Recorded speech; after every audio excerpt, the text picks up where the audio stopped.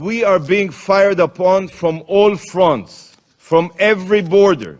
We are surrounded by Iran's terror proxies. The war in Gaza extends far broader than Israel and Hamas. All of the terror groups attacking Israel are tentacles of the same Shiite octopus, the Iranian octopus.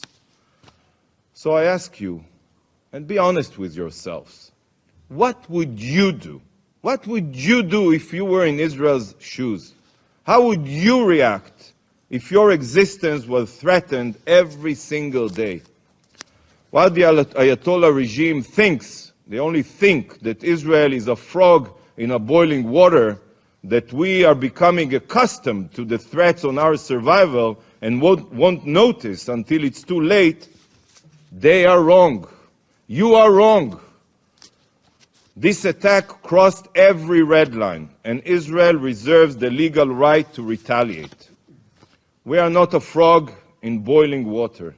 We are a nation of lions. Following such a massive and direct attack on Israel, the entire world, let alone Israel, cannot settle for inaction. We will defend our future. In response to the Israeli regime's recurring military aggression, particularly its armed attack on 1st April 2024 against Iranian diplomatic premises, a defiance of Article 2 of the Charter of the United Nations, the armed forces of the Islamic Republic of Iran carried out a series of military strikes on Israeli military objectives with dozens of missiles and drones. Iran's operation was entirely in the exercise of Iran's inherent right to self-defense as outlined in Article 51 of the Charter of the United Nations and recognized by international law. This concluded action was necessary and proportionate.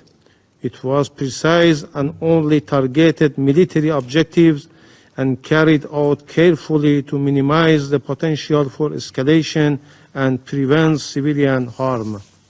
It's time to step back from the brink. It's vital to avoid any action that could lead to major military confrontations on multiple fronts in the Middle East. Civilians are already bearing the brunt and paying the highest price.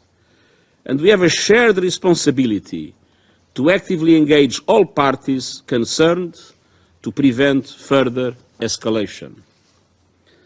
As the Friendly Relations Declaration of 1970 states, acts of reprisal involving the use of force are barred under international law.